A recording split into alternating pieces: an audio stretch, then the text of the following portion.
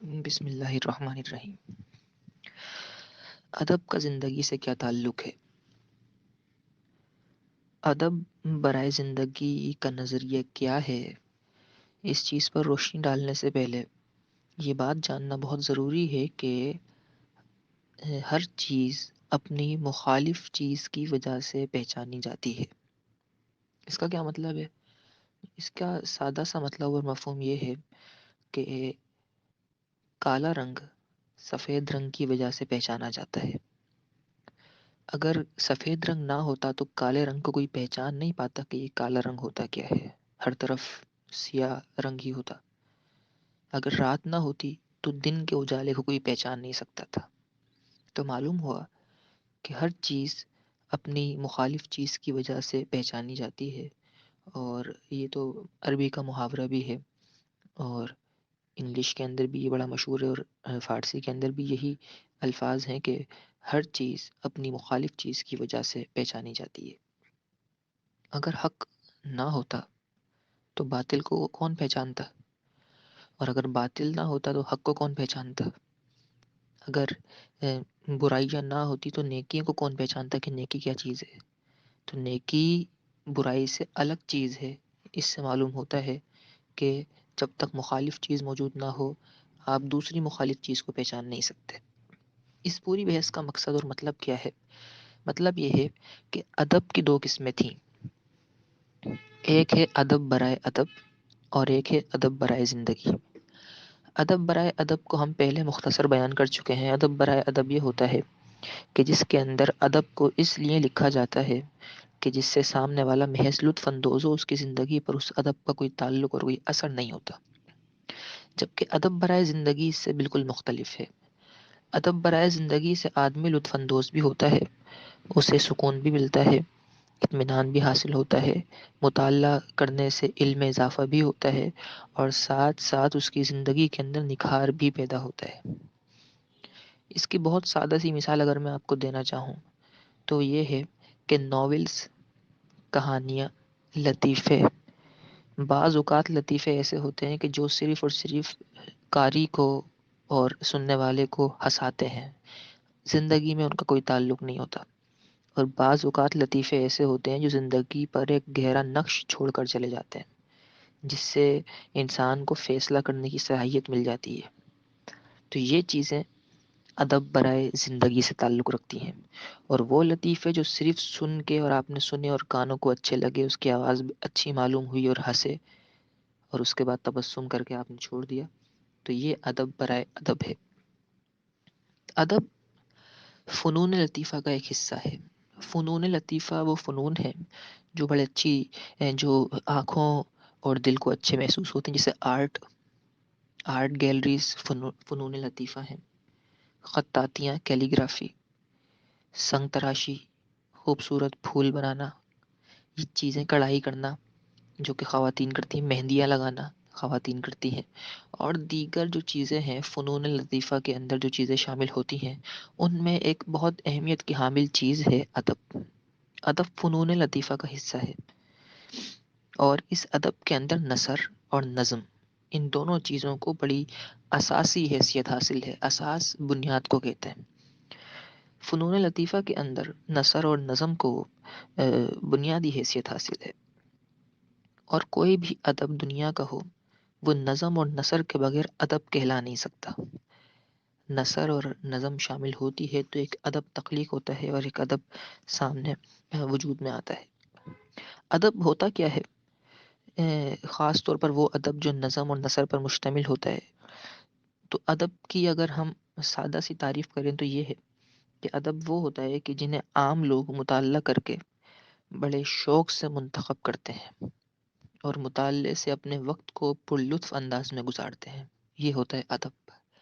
یعنی آپ نے علامہ اقبال کی شاعری کو لیا اور بور تھے، تکلیف میں تھے، مشکل میں تھے، علامہ اقبال کی شاعری کو اٹھایا، پڑھنا شروع کیا، وقت بہت اچھا گزر گیا۔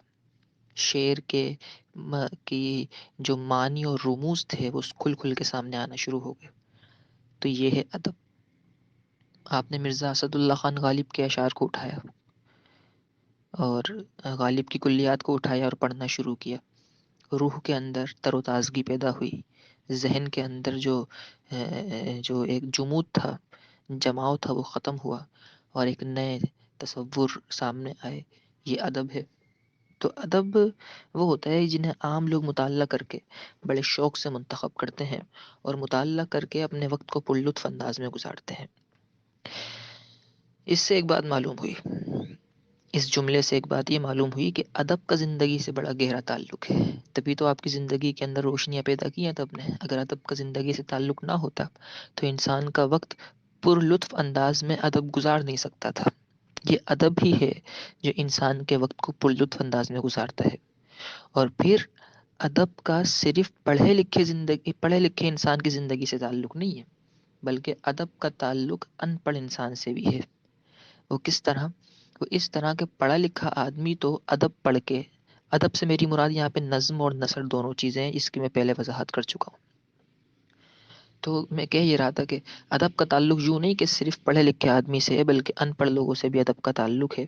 وہ اس طرح کہ پڑھے لکھے افراد تو ادب کو پڑھ کے سمجھتے ہیں اور پھر اس سے لطف اندوز ہوتے ہیں، جبکہ ان پڑھ حضرات جو ہیں، وہ جو ناخواندہ لوگ ہیں، وہ دوسروں سے سن کے لطف اٹھاتے ہیں. اس کی ایک بڑی سادی سی مثال یہ میں آپ کو دوں. اب تو وہ دور نہیں رہا، لیکن ایک دور تھا کہ خط آیا کرتے تھے اور گھروں پہ خط آتے تھے. ہمیں بھی یاد ہے اب تک کہ ہندوستان سے ہمارے یہاں جب خط آتے تھے تو ہمارے محلے کے اندر ایک تھیں، خاتون تھیں. جب ان کے گھر پہ وہ خط آتے تھے تو وہ گھر پہ کوئی پڑھنے والا نہیں ہوتا تھا، تو وہ خط لیے ہمارے گھر پہ آتی تھی اور ہمارے گھر پہ جو ہماری گھر کی خواتین تھیں وہ بلند آواز سے انہیں خط پڑھ کے سنایا کرتی تھی. تو جو خط تھا وہ ادب کا حصہ ہے. ادب اس طریقے سے کہ اس میں جو الفاظ لکھے ہوتے تھے بڑے چن کے اور ایک پیٹرن کے تحت خط لکھا جاتا ہے.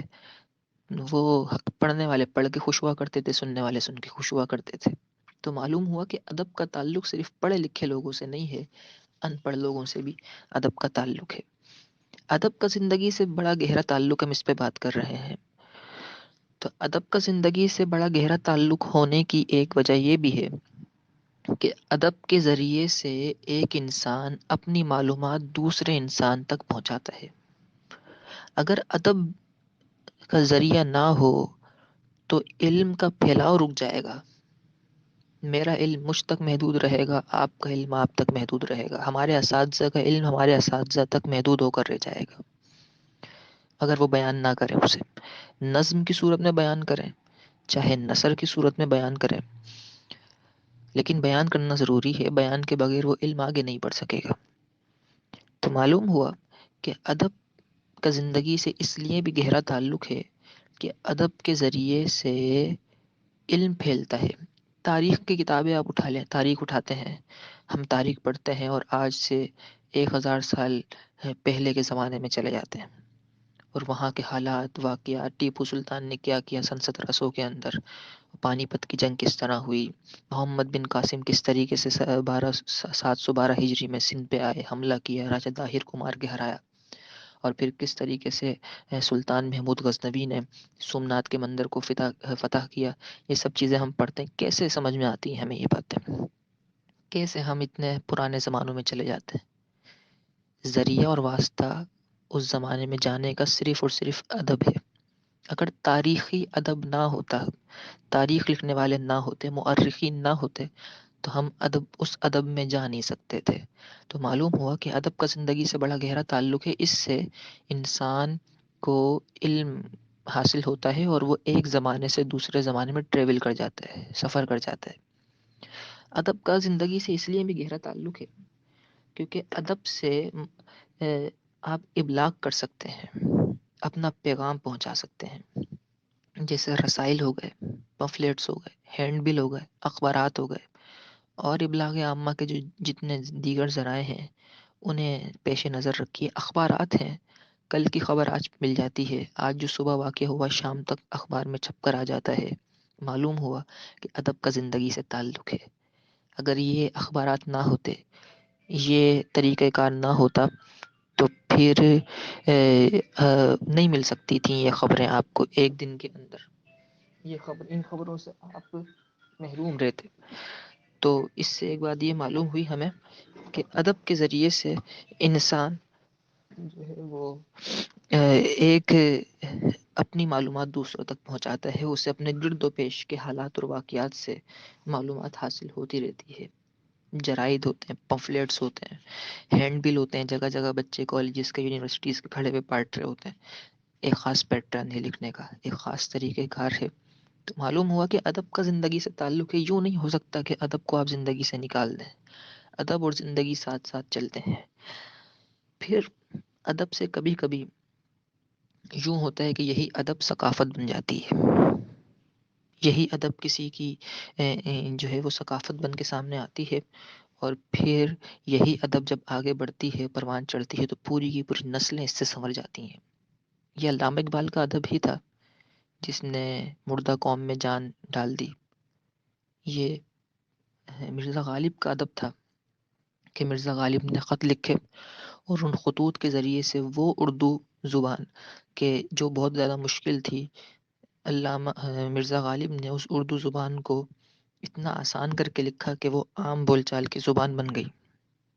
تو معلوم ہوا کہ ادب نے ایک مردہ قوم میں جان بخشی، ادب نے ایک مشکل زبان کو آسان زبان کر دیا.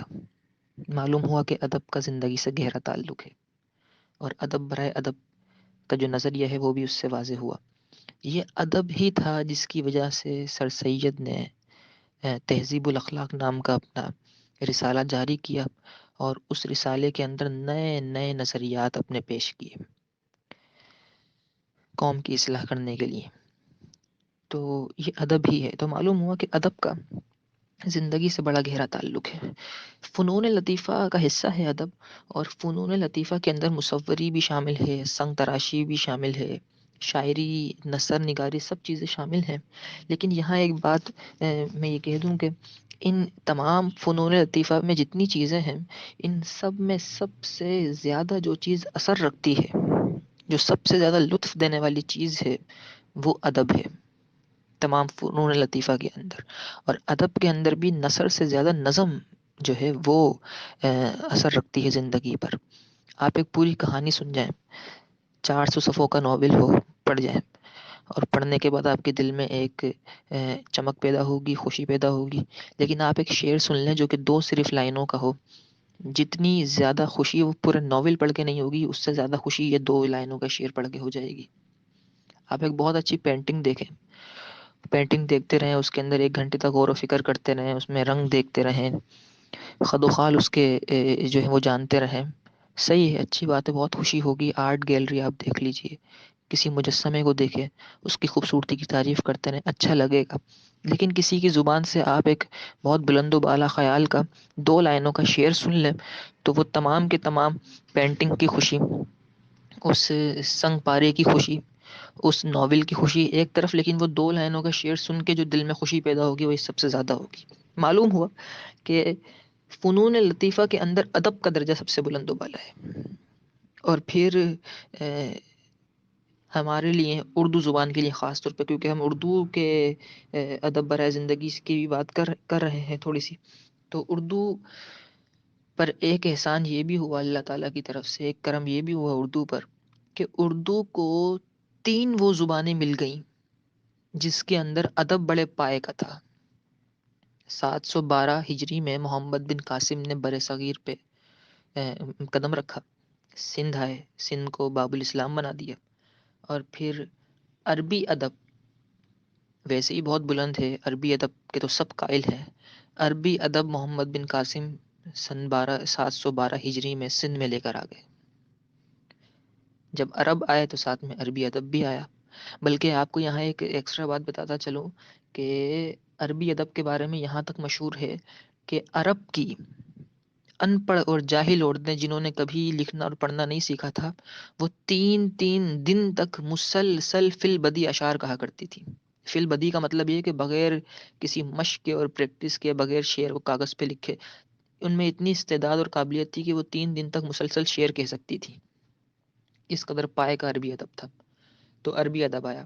پھر اس کے بعد سلطان محمود غزنوی نے سومنات کو فتح کیا، 17 حملے اس سے پہلے کر چکے تھے، 16 حملے پہلے کر چکے، 17ویں حملے پر سومنات کو فتح کر دیا۔ تو محمد بن قاسم غزنی سے آئے تھے، اور غزنی کی زبان تھی ایرانی، ایران میں بولی جاتی تھی فارسی۔ فارسی زبان اور ادب بھی کتنا مشہور ہے یہ سب کو معلوم ہے۔ تو جس طریقے سے عربی ادب سے جو ہے وہ مستفیض ہوا بر صغیر، پھر فارسی ادب سے بھی بر صغیر مستفیض ہو گیا۔ پھر اس کے بعد کرم بالائے کرم یہ ہوا کہ عربی اور فارسی ادب تو مل گئے، لیکن یہ دونوں ادب تھے قدیم، کسی ایسے ادب کی بھی ضرورت تھی جو اردو کے ادب کو اور عروج پر پہنچائے، جو جدید ادب ہو۔ تو حملہ کر دیا انگریزوں نے، اور غدر برپا کر دیا 1857 کے اندر۔ اور پھر اس کے بعد انہوں نے اپنا فورٹ ولیم کالج تو پہلے ہی بنا چکے تھے تاکہ انگریزی کتابوں کو اردو میں ترجمہ کیا جا سکے، اور اس سے عربی اور فارسی ادب کے ساتھ ساتھ انگریزی ادب بھی اس میں شامل ہو گیا۔ اردو جو تھی وہ ان تینوں زبانوں کے ادب کے زیر سائے پلتی رہی، اور آج جو اردو کی آپ کے سامنے تصویر ہے وہ کوئی عام تصویر نہیں، یہ تین بہت بڑی بڑی زبانوں کا مجموعہ ہے۔ معلوم ہوا کہ ادب برائے زندگی کی بہت زیادہ اہمیت ہے۔ یہاں پر ایک تاریخ کے اعتبار سے ایک بات میں بتاتا چلوں کہ سن 1935 کے اندر اردو کے ادیبوں نے اور شاعروں نے مل کر ادب برائے زندگی کا پرجوش نعرہ لگایا تھا، پرجوش مظاہرہ کیا تھا کہ ادب برائے زندگی ہونا چاہیے۔ اور پھر انہوں نے یہ کہا تھا کہ اردو ادب میں زندگی کے واقعات اور حالات کو آسان زبان میں بیان کیا جائے۔ یہ کہا کرتے تھے کہ حالات اور واقعات کو آسان زبان میں بیان کیا جائے تاکہ ادب سے زندگی کو بھی فائدہ ہو۔ اور پھر 1935 کے بعد سے اردو ادب کے اندر ایک نئے دور کا آغاز ہوتا ہے جو کہ ادب برائے زندگی کا دور ہے۔ اور پھر اس میں بہت سارے لوگوں نے لکھا، جس طرح فیض احمد فیض نے مارشل لاء کے خلاف بہت کچھ لکھا، یعنی حکومتوں کے خلاف بہت کچھ لکھا۔ اسی طریقے سے سعادت حسن منٹو نے زندگی کی وہ باریکیاں بیان کی جو عام بندہ بیان نہیں کر سکتا تھا۔